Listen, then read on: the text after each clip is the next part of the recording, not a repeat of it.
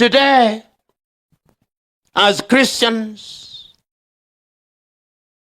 we pay tithe, we make offerings, but many times we pay tithes and offerings with wrong intentions. This is Muta Baruka. We want to present to you a wholesome kind of level of consciousness right now. So, subscribe and tell your friend them. This is Muta Baruka. But when you live in a society that is embedded in the Christian mindset, it don't allow for any other thinking to come across. You see, all of the other thinkings them is stupid and irrelevant. So we hear teachers now who's teaching comparative religion in a school. Kind of want to tell the students them say Hinduism and Buddhism and all this foolishness, according to them.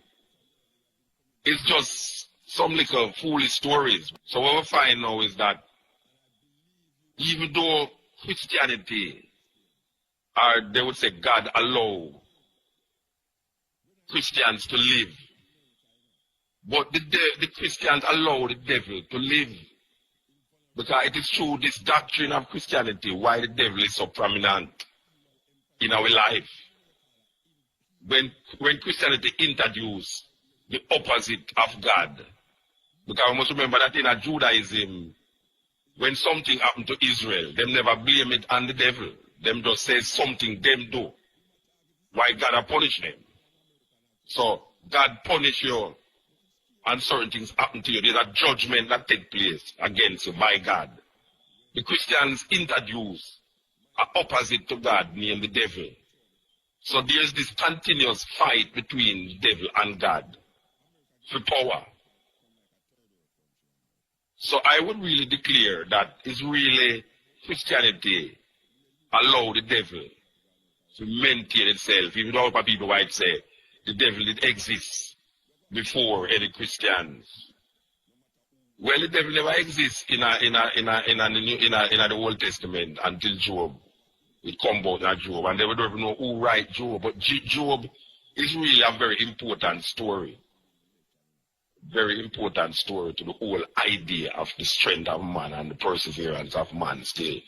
But we see this new entity arrive in our psyche. And it has perpetuated itself in our psyche for 2,000 years. There's this devil that is really prevalent in our thinking and in our thoughts, that we even create ideas and concepts of the devil. But the reason why we have said that is for really go down into the idea of this month, December. Why was December chosen to be the birthday? That specific day was chosen to be the birthday of Jesus Christ. We say it many times over and over and over, and we can't say it too much. We can't repeat the same thing too much because we have to keep repeating these things, you know. There's a reason why it was chosen. Now, most Christians and most, I would say no, without any apology, most nowadays preacher who has never really studied theology, but claim that them get this Holy Spirit that is moving them. You know, people say the Holy Spirit move you to say things and to do things, when it's really them after them own misunderstanding and guide themselves and claim some supernatural divinity that is directing the course of them thinking. But when we look at most of the preachers them today who preach to the people, I will realize a lot of them don't understand why was certain things chosen to be how it is. Because maybe if we had known why certain things was chosen to be what it is, we would have moved a certain way and would be thinking a different way and have a different perception and perspective about ourselves. And it's not too late, you know. We can't say, well, it's too late now, but it's not too late, and it's just whosoever is open enough to receive will really appreciate the information. Because when I tell one if we just take the information and sup it so like it's true, we have to say, evaluate the situation, the information, and look and see if what is said make any sense. And if you don't even understand what is said, maybe you should go ask somebody who you feel. Because we see them at theological seminary there. They invite you to the theological seminary a couple times, about 2 times back, and we listen and we hear the people them who is studying to be theologians, who eventually become preachers of divinity in Christianity. And we realize that even though them in the theological college, them don't want to open their mind to different perspective and understanding of different religions. Because theology don't mean Christianity. Theology is the study of the idea and concept of God, no matter what religion it is. Because theo is Greek. It's Greek. Theo, God. You see, so it's really like the study of God in different facets of understanding. But when you live in a society that is embedded in the Christian mindset, it don't allow for any other thinking to come across. You see, all of the other thinkings them is stupid and irrelevant. So we hear teachers now who's teaching comparative religion in a school kind of want to tell the students them say Hinduism and Buddhism and all this foolishness according to them.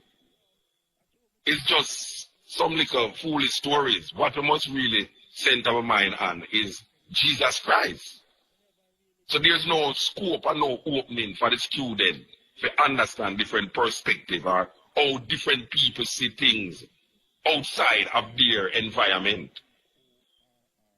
Well, over the years, cutting edge, people cuss way and people say, well, right now we come down to hard pan Christian them and thing. And I want to tell you, say, I hear Mr. Boy and I come down hard pan the Christian them too. I hear Mr. Boy and I've got some internal sweeping. Yeah, Mr. Boy, I will love you now, you know. Mr. Boy has some internal sweeping and sweep out himself totally, you know, kind of say, the Christian them, more time, them not think. Them have emotions, but them not really think. Them not reason. See, most of the things that with them is just emotions them use to reach a certain idea and understanding instead of reasoning. Because it come like so when a man become Christian, him stop reasoning. Him not reason out things, him not rationalize, and him leave everything to God then, and not knowing say, boy, what the idea of God is inside of him, and the whole purpose of finding God is to find yourself. Not blindly finding yourself, because people don't look for themselves blindly. They say you have to have eye, you have to have a mirror too, you know, to find yourself.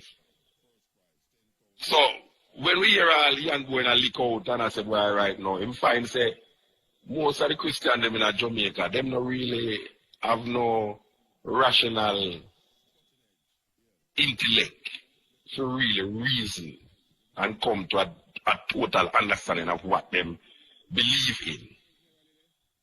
So most of the times now you hear say we is the devil, because we come on the radio without anything in our mouth and we just talk exactly how we see it and how we view it. And people feel say, well, right now we are some atheists, we are some this and we are some that, and we tell them all the while, say not that we don't believe in a God, it's just that we don't believe in the idea and the concept that was taught to us through the Christian faith. You see, the idea that them have about Yahweh and Elohim and Adonai and everything there, we don't really accept them concept there. Them concept there come through some irrational and sometimes illogical understanding of self that man should really give over. Like Santa Claus, when a woman, as we said last week, a woman spend 360 days at work to get her child a present. And instead that she tell the child that it's fair, she work hard and get the child a present. She put it in her socks and hang it on a tree and give it over to a big belly man named Santa Claus. So this lie perpetuated itself in our youth. Where you don't tell the youth, you don't tell a lie, you know. But the biggest lie is that Santa Claus come and give the little youth a present. So the youth become loving of this big belly man, where every Christmas now you see them put him in a big chair, red and white, going with that. And now you see even black people are dressed up that way there.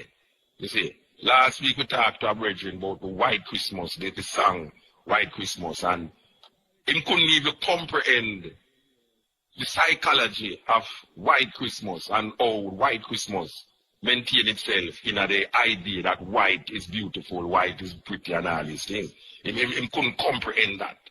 You see, him keep rationalize that the song don't make no mark difference in no one's living and how them live. But it's a collectiveness we are dealing with, and the perpetuation of a certain ideology. And it linked the ideology of I'm dreaming of a white Christmas with Santa Claus. All of these things linked together. You know, see, we're not using it as just one facet or one asset of the thing.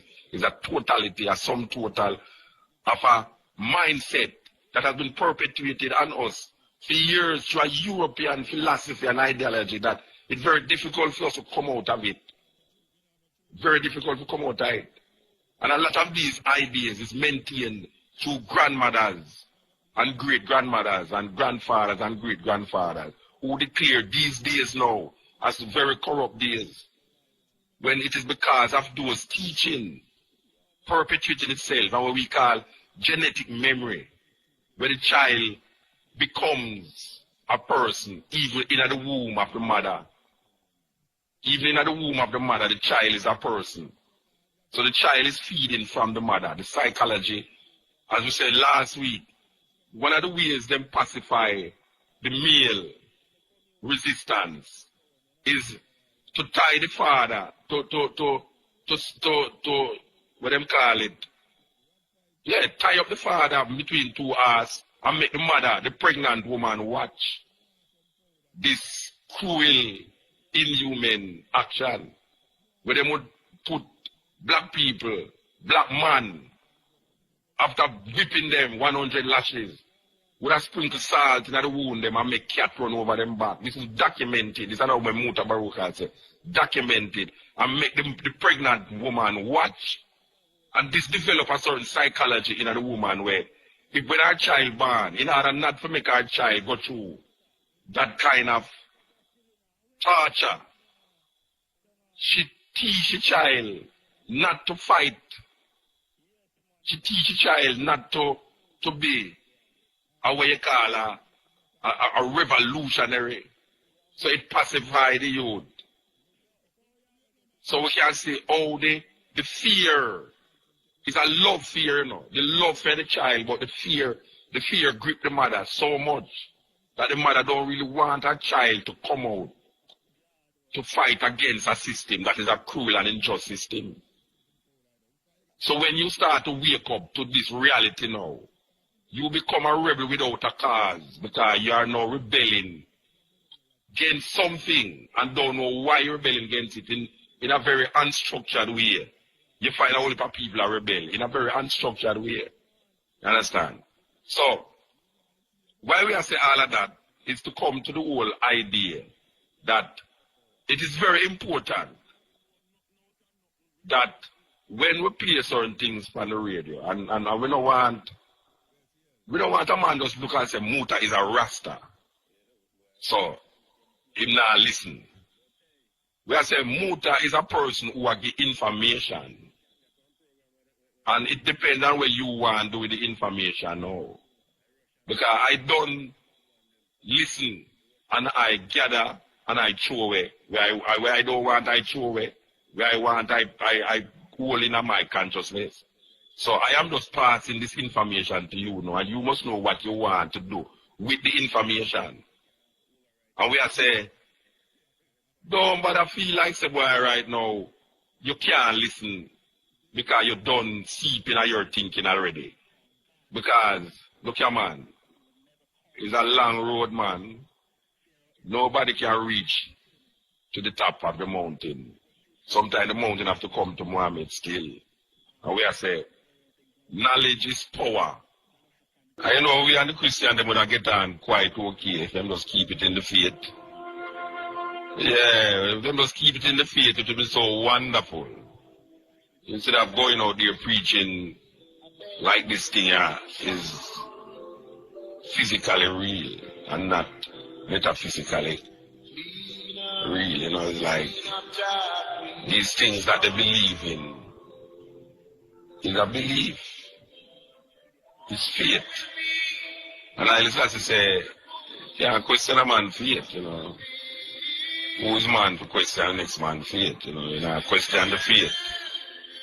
If them could have just keep it in the realms of faith. There was a man named Constantine. I don't know how much people ever hear about him or of which way who watch this thing ever hear about Constantine. Constantine was one of the emperors of Rome. But Fame Empire, this stretch got into Turkey, or a place named Constantinople, where he named after himself, in a place named Istanbul. Istanbul is in Turkey. And for those of you who don't know, Turkey is in two different continents. It is in Asia and it is in Europe. Part of it is in Asia and part of it is in Europe. It was like a crossroad between what was happening in Europe and what was happening in Asia, especially in Jerusalem and so-called Palestine. Well, Constantine is responsible for most of the thinking and thought that come out of Christianity.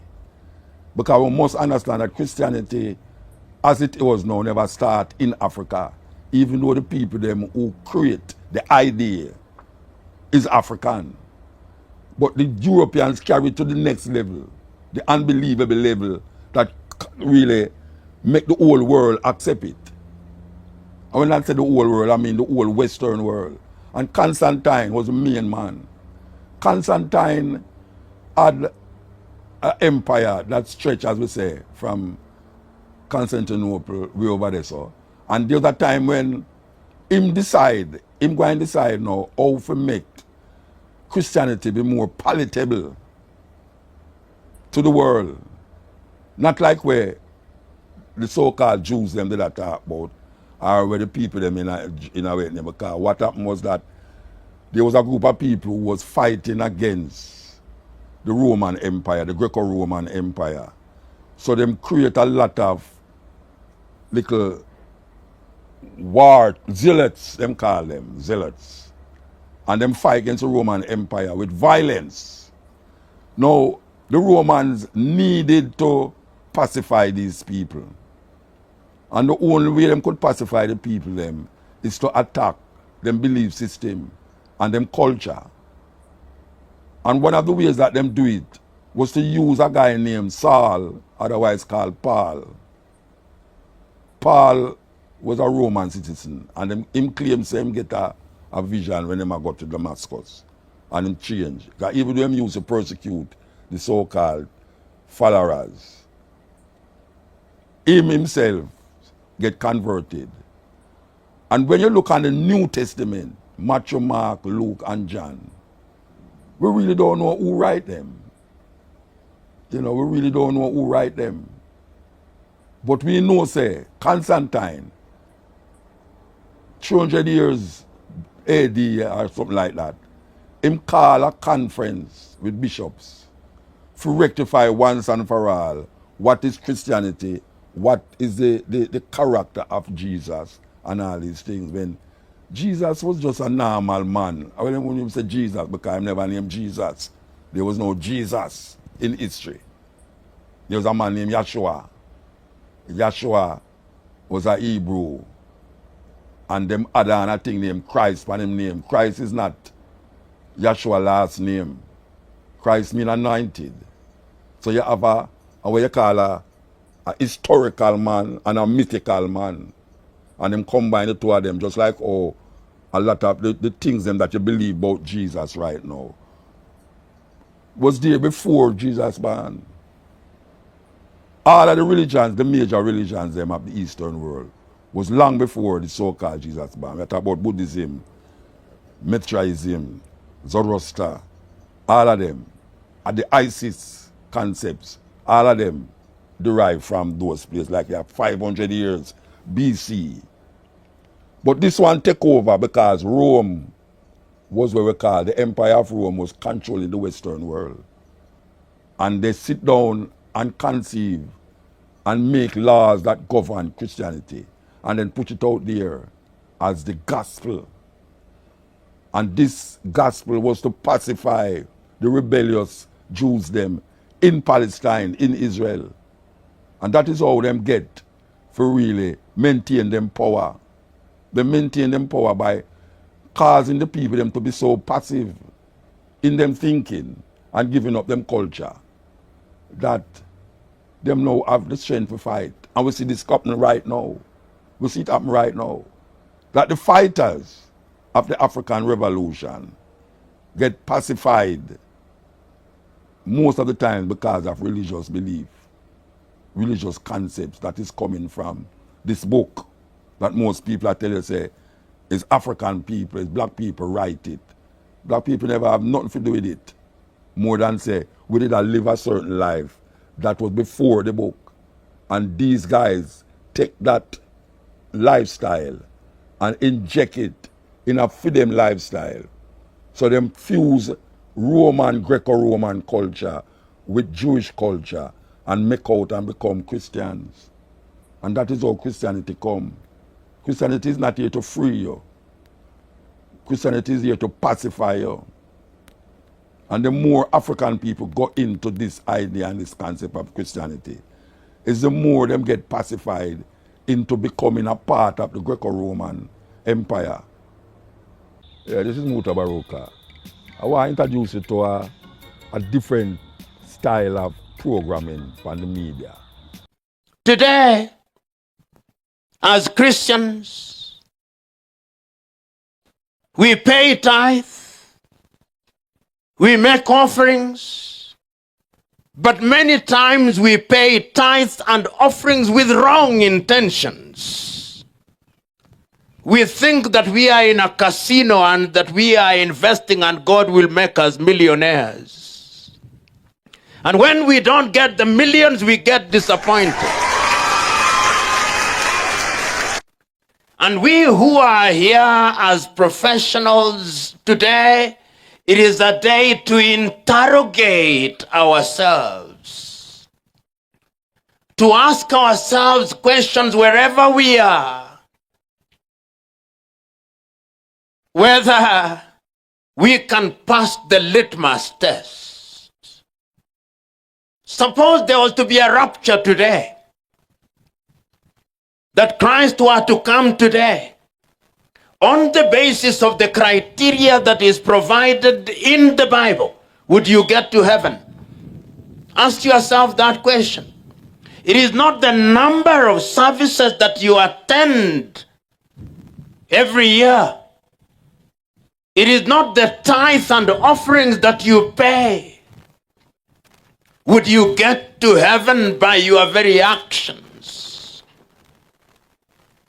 And this is what makes me make reference to the story of the Good Samaritan, recorded in the book of Luke, as I said a little earlier, chapter 10, verses 29 through to 37. And Christ was answering what was essentially a very simple question. Who is your neighbor? That was the question that was posed. And who is your neighbor? It would have been possible for him to say that your neighbor is he or she who lives next to you. But he did not answer in that way. He said, there was a man who was traveling that road, that dangerous road. And he was ambushed by robbers. And when he lay there dying, a Levite passed. Levites, we are latter-day Levites. They did nothing. Another believer passed, did nothing. And then there came a Samaritan, And in order to understand the context of this story, you must understand the status of the Samaritans during the times when Christ walked on the surface of this earth. And this good Samaritan, we now call him the Good Samaritan, said, he took care of him and went to the inn and said, take care of him. And if there is any additional expense, you tell me. Today, courtesy of his actions, we say he was a good Samaritan. How many of you professionals here have found yourselves in situations where you could have been a good Samaritan, but you are not? How many of you here who are lawyers in government institutions, who when called upon to do that which is good and right, you seek to be bribed first? How many of you here, I'm not asking you to raise your hands, but I'm asking you to inspect your heart. How many of you here who are doctors, upon whom it fell to save life, and asked many questions, irrelevant questions, and lives were lost? How many of you here are engineers who compromise the standards and qualities of our roads that you may become rich? How many of you? How many of you who are reporters here who will distort what we are saying today? How many of you? Because when you find yourself in any situation where your acts or omissions can harm another, that other is your neighbor. This is the message. So, as to who is your neighbor changes from time to time, but your conduct must never change. In other words, as professionals, we must make painful choices. You know, many times I listen to fellow Christians, and they say, I love the Lord, and I do not begrudge them. I'm not in the business of begrudging them, because they have their duty and right to love the Lord. But a few minutes later,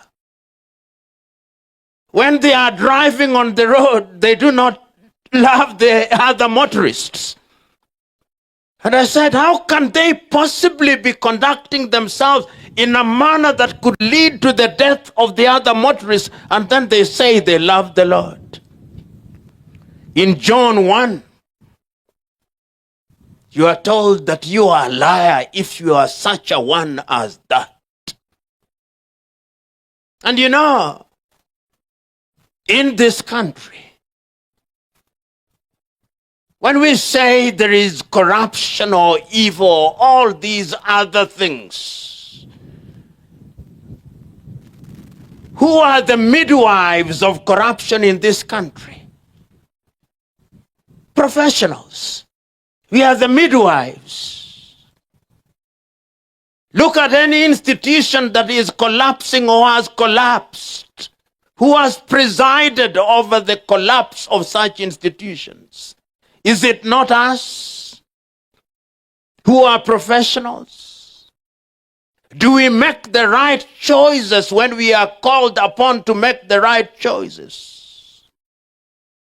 Whom do we worship? Do we worship Mammon or God? Do we obey the law when it is inconvenient to us? When I read the story of the Israelites as they moved from Egypt through the desert for 40 years to the promised land. And it has been dramatized in modern times. I do not know whether you watch movies. If you do, good. If you don't, I urge you to. And there is one movie which is a dramatization of that event that I want you to watch. And I'm citing this movie so that I may make reference to the verse that I talked about in the book of the prophet Joshua. It is a movie that was produced in 1956. It's called The Ten Commandments. How many have watched it? If you've watched the Ten Commandments, you can understand how weak we are as human beings. For 400 years, the Israelites were praying to God generation after generation to free them from slavery. But once they are freed from slavery, their conduct is completely that of ungrateful individuals. And if you read and watch that movie alongside the Bible, you will know that there are certain things that are extra biblical, but other things that are biblical. But the ones that are biblical are the ones that I want to make reference to. When Moses goes up into the mountain and he leaves Aaron, his brother, and Miriam, the sister, after only a few days, the Israelites say they want a God that they can see. And they make unto themselves an image of a calf. The sons of Korah are there. Dathan is there. And they have persuaded the people to rebel against God. And when he comes down now in the dramatization, he comes down with the tablets of the law, and the people have rebelled. And one of them, I think it is Korah, who says, "You have made unto yourselves laws that you may become a prince over us. We are free." But Moses says, no, there is no freedom outside of the law. Freedom must be within the law. And that is why, therefore, as professionals, we must be bound by certain ethics. We must have certain taboos, the things that we do not do, and the things that we do. And these taboos are the ones that will prevent us from doing things that are not in the best interest of our country and our society. In other words, as professionals, we are enjoined to make choices. But which choices do we make? Today, as Christians, we pay tithe, we make offerings, but many times we pay tithes and offerings with wrong intentions. We think that we are in a casino and that we are investing and God will make us millionaires. And when we don't get the millions, we get disappointed. Choose you now whom you shall serve is what I'm coming to. But what I want to say before that is we must change our minds and change our hearts.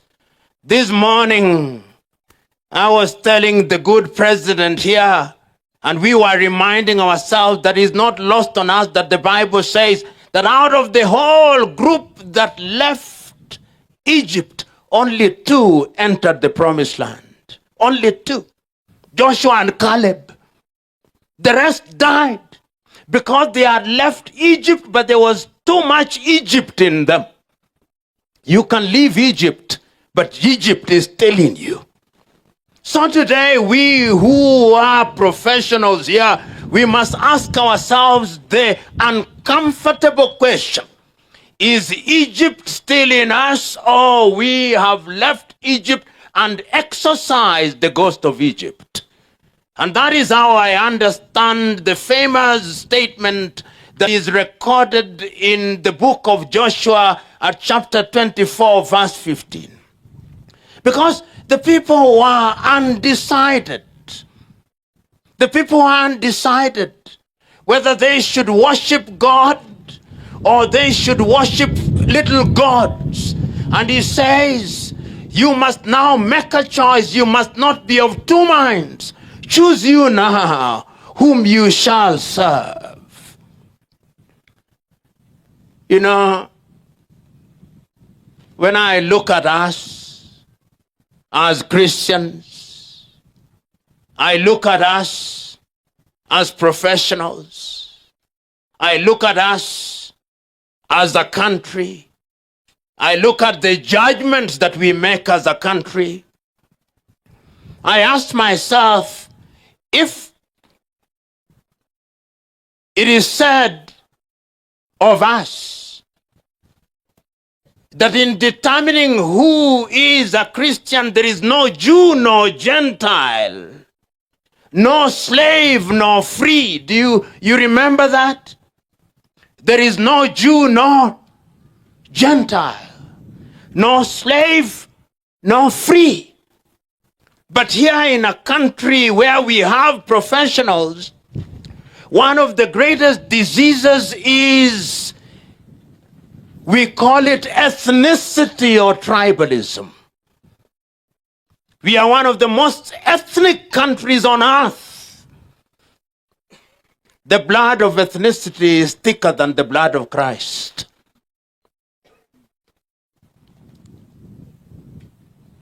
So that when you are making your judgments, you don't make judgment on the basis of whether you are Christian, but you make judgment on the basis of whether you are Luo, Kamba, Luhia, and or Kalenjin. But when you get to the Kalenjin, it becomes Nandi, Kipsigis. Because when you begin to look for the things that divide you, you'll find them. I was asking somebody the other day, when we are putting people into positions as Christians, because we claim we are Christian. When you are boarding an aircraft and you are Luo, do you ever ask, is the pilot Luo? You don't. What you want is a good pilot that will make the thing fly and land. But when we want to appoint a minister, we say, is the minister Kamba? What contradiction do we have as a nation? When you want to catch a rat, what you need is a cat. Whether the cat is black or white is irrelevant. You want a rat-catching cat. But do we as professionals, have we liberated ourselves from that? Professionals. Today, if you look at universities across our country, if you go to Maseno, I dare challenge you, the vice chancellor is likely Luo. And if he is not, the Luos in that area will say, we want our own. Does chemistry change when it's taught by a Kamba and when it's taught by Luo? If you go to Moi University, likely the vice chancellor is of the Kalenjin extraction. If you go to Seuko in Machakos, the vice chancellor is likely a Kamba. If you go to Masinde Muliro, the vice chancellor is likely a Luhia of the Bukusu extraction. If you go to Rongo, the vice chancellor is likely to be a Luo. If you go to Dedan Kimathi University, that one may be a little different. But if you go to any of these, And the people will say, we want our own. And these people who say these are Christians, for whom there is no Jew nor. How do we reconcile that kind of conduct? When you want to have the head of the Moi teaching and referral, you want a Kalenjin, but when you are dying, you want an oncologist. How do you reconcile that? We must make a choice. But we are not making those choices as Christians who are Kenyans, because we want to be nice to each other. Until the day that we are capable of liberating ourselves from these basic instincts, our countries will never realize their potential. And I'm urging you that we as a Christian body, we must now ask ourselves uncomfortable questions in order to give meaning to our Christianity.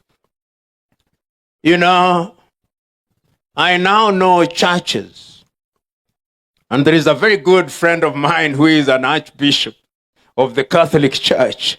For the moment, the Catholic Church is doing a very good job. They appoint them differently.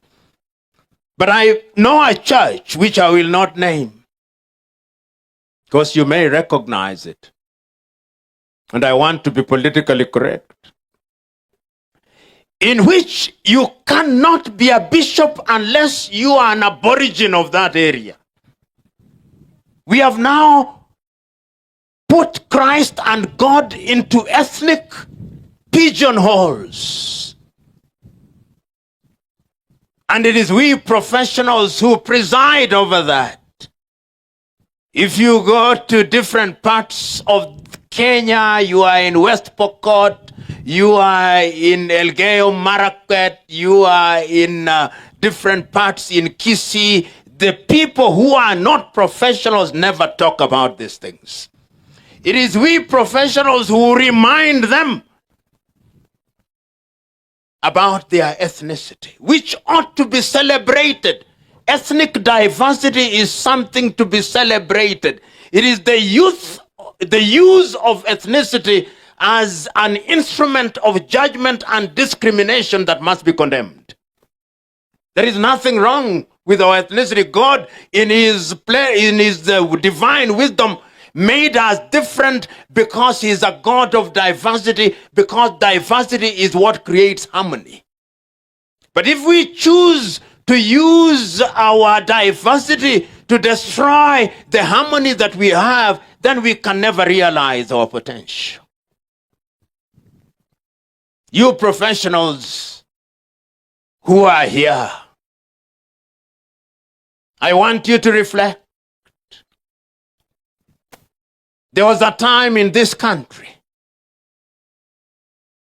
and many of you will remember, when you left the comfort of your home in Kirinyaga and you are a student in Shimolatewa in Mombasa. There was a time in this country when you left the comfort of your home in Karatina and you are a student in Maseno. There was a time in this country when you left the comfort of your home in Machakos and you are a student at Cardinal Otunga High School in Kisii. Today, we have created a situation where you start primary school. I believe there is a primary school of Moi University. Then you go to that primary school. Then you go to a secondary school in the neighborhood. Then you go to the university in that neighborhood. Then you are employed in Uasin Gishu. In your world, the world is only about Uasin Gishu. You are not exposed. Even when you claim to be a Christian professional, you are not exposed. We were told here about the journey of Christianity, the journey of Paul, the journey of movement from the promised land into Malta, into different parts of the world. That is why we have Christianity here, because people thought widely. But the current professional is a professional whose worldview is very narrow, and he or she claims that they are Christians. Do you sometimes wonder why, therefore, we pray and fast and the things that we ought to get, we don't get? Because praying and fasting without belief is superstition. Ni ushirikina tu. That is how I then want to make reference to the book of Matthews. Matthews chapter 25 verses 14 through to 30. You remember the story of that great man, if he was great in his days. The Bible records that there was this great man, a rich man, who was going away for some time. And then what he did was to give to his workers according to their ability. One he gave 5 talents, another one he gave 2 talents, and another one he gave 1 talent. Do you remember that story?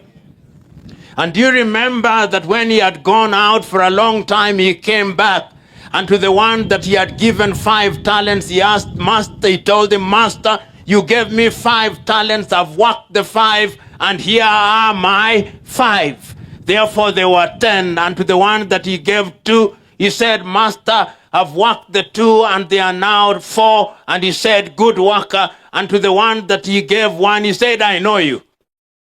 You are in the business of reaping where you have not sown, not his words, but my words, but making the point. And then the Bible records and says, and to those who do not have, even the little they have shall be taken away from them, and it shall be given to those who have. As professionals, how do we use our professionalism to multiply what we have for the general good? Today in Kenya, and I'll say this, we have something called devolution, and we love it. How many of you here love devolution? None of you love devolution. It is a good thing. A few good things have happened, but a few bad things have happened. Professionals of different kinds are serving in our devolved units. Lawyers, doctors, economists. And these professionals attend church on Saturdays and on Sundays. But I've never seen any pastor, not even in your church, not any one of them, rebuke the thieves who have been devolved. Not one. You accept their tithe and offering gleefully. And you say all wealth belongs to God, even the stolen ones. Yet Christ rebuked taxpayers. So even the clergy have fallen short of the glory of the expectation of both God and man, because we do not rebuke. There are thieves here, many of them. Do not rebuke. There are thieves here, many of them, who have been devolved. Some of them are still at the center. And the thieves that are devolved, who are Christians, there are 2 things that they love doing. They build hotels. I do not know why hotels are very popular with thieves. Or office blocks. And then they invite pastors to bless them. And pastors say, this block was blessed by Pastor so-and-so of this church. Have you seen such buildings? Even here in Eldoret, they are there. I've seen them across the country, and I'm saying this because if we don't rebuke, then the professionals cannot change. Have you seen? Even in churches, when thieving professionals arrive in church, when a sermon is going on, the pastor will stop. In the middle of a sermon, I've seen this. They go and bring the thief and bring him in front. Then the professionals cannot change because they are not rebuked. So all of us who are here, who are professionals, let us remember that when all is said and done, it is you and your God. You know, when 2 days ago I read the report by the ESCC telling us how corruption has become pervasive. In order to get a job in Kenya, the average amount of money you spend is 163,000 Kenya shillings.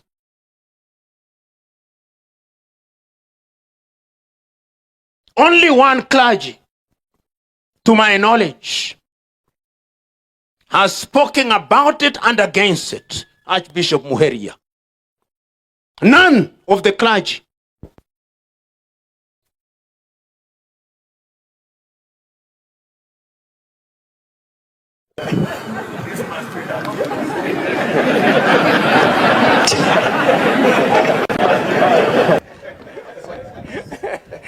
Thank you. He will not succeed. You know, I say this with pain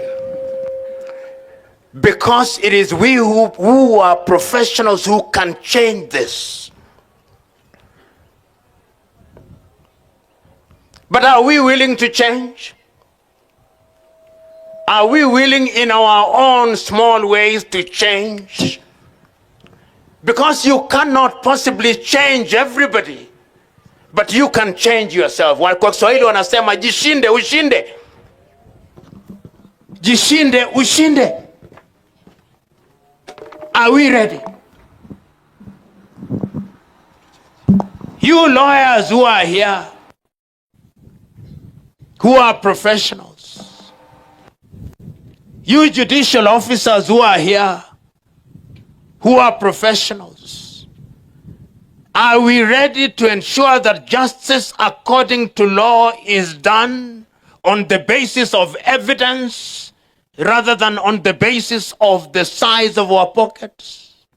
Are we prepared? You doctors who are here, who are in a public hospital and prescribe medicine which is bought at your pharmacy across the road, are you prepared to change? Because we know. You police officers who are running matatus and border borders, whom you allow to break the law, are you prepared to change? That we may reduce the accidents on our roads, are we prepared? You teachers who leak examination to your students and then celebrate with twigs at the end of the year when they pass, are you prepared to change? Are we?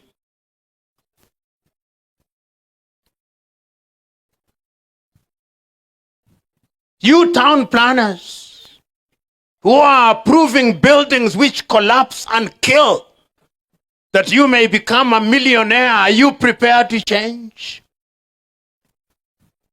You journalists who kill good stories because a brown envelope has been given to you, are you prepared to change?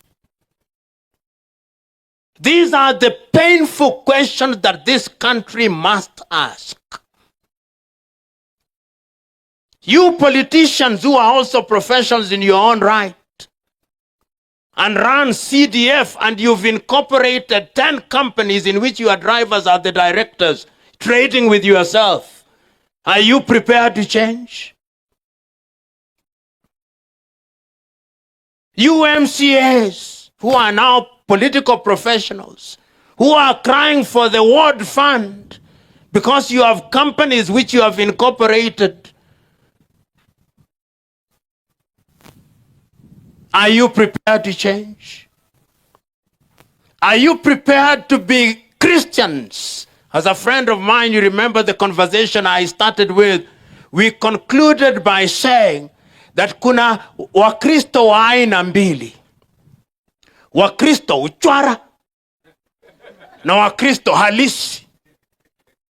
Sasa jiulize wewe hii leo. Wewe ni Mkristo uchwara au ni Kristo halisi? Kwa kuwa kuna Ukristo uchwara tu. Unakariri Biblia toka mwanzo hadi mwisho. Hata Ibilisi si anakariri Biblia. Anakariri vizuri tu. Kwa hivyo kukariri Biblia si Ukristo. Ukristo ni vitendo. Look into that graph. Look at that graph and find out how religious are those countries that are producing millionaires. I mean, we have more churches in Africa than we have industries. On every corner, there is a church. Like in some parts in Nigeria, in one building, you find 15, 20 churches. Ground floor, second floor, third floor, right up to the top. And some are coming at 9, some are coming at 11, some are coming at 2. Some at 10 in the evening. All of them are just praying and praying and praying. Hey, African people, stop praying too much. Start working. God does not say, I will bless your prayers. He said, I will bless the labor of your hands. And by your sweat you shall eat, not through your prayers. So we cannot substitute our hard work with prayerful lives. Prayer will leave you in poverty. Hear me well. Prayer will leave you in poverty. So we need to learn how to work. Look into that graph and find out these countries that are producing millionaires. What religion are these people believing in? Maybe we need to change the gods that Africa has accepted to deal with these ones here that seem to be economically viable and progressive in terms of helping their own members. Can't be spending your whole day at church. Monday, Tuesday, Wednesday is choir, Friday, youth day, Thursday, women's day. What? There's practice, then it's practice, then it is all these old age things. The whole week you are in church. When are you going to sit down and start making money? So we need to find out from these countries again what is the recipe of their success. And having discussed that in terms of their labor, we also need to find out what kind of tax facilities that they have in terms of the tax havens. How are they treating their investments? How did they structure their financial systems? You can also find out in those countries that are producing the most millionaires. Find out for me, of all these countries, how many of them have foreign investors in their country. Find out how many of these countries on the top 15, top 20 that have millionaires, how many of them are working with foreign investments? How many of them are working with donor money? You may be shocked that they don't work with donor money. They don't work with foreign investments.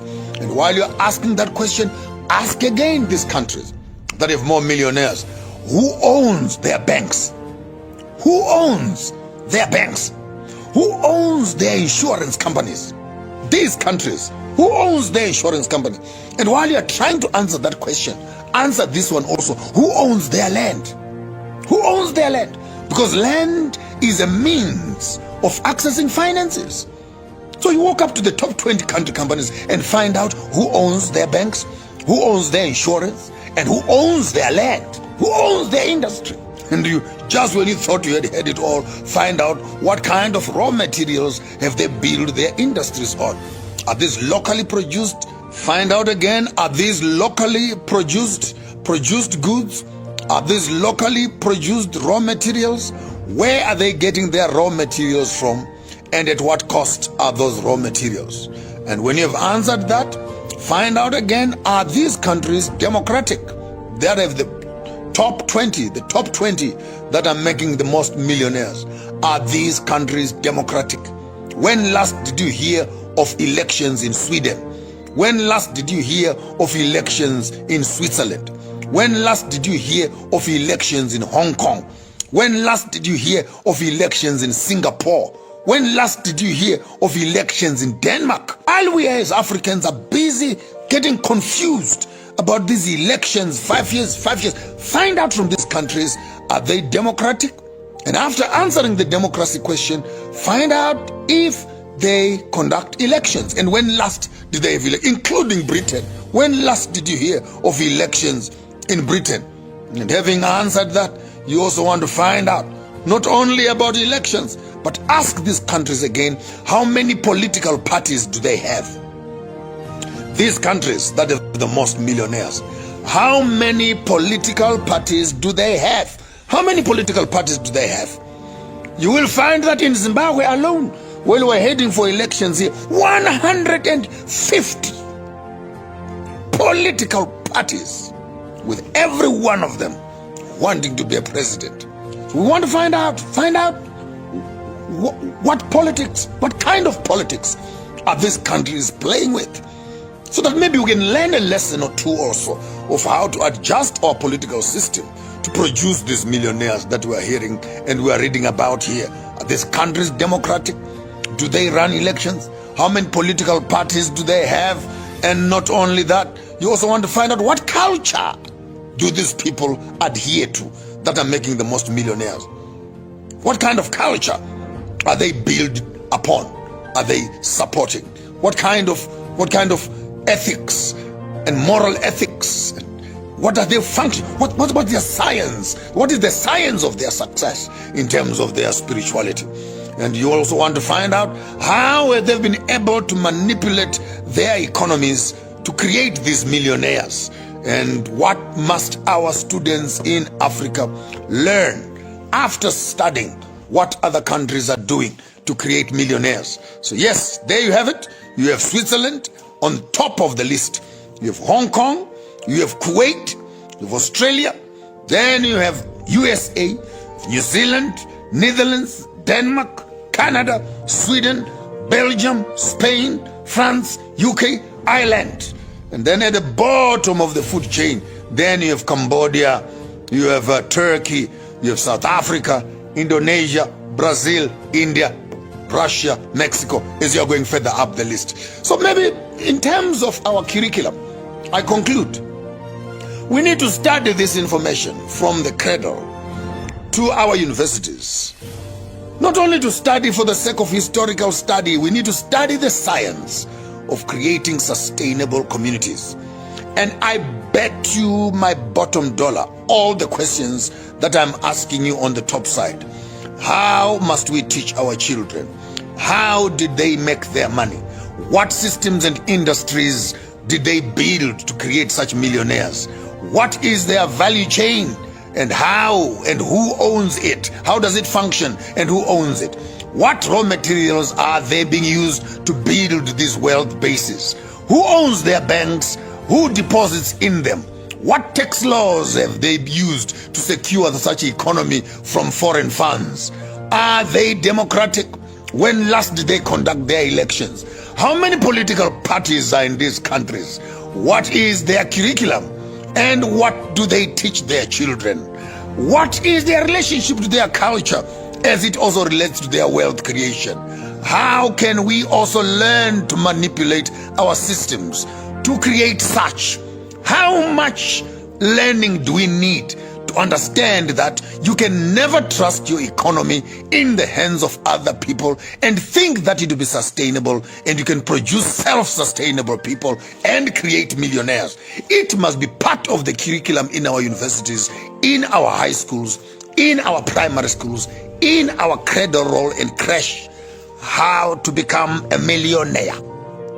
We must not be afraid of teaching our children how to make money. And I think if we can go back and do a thorough research on these economies, we can be able to come up with a curriculum of study which our children can get into to be able to reach these same heights of excellence. There's no excuse, Africa. We have the schools, but we don't have the education. We have the teachers, but we don't have the knowledge.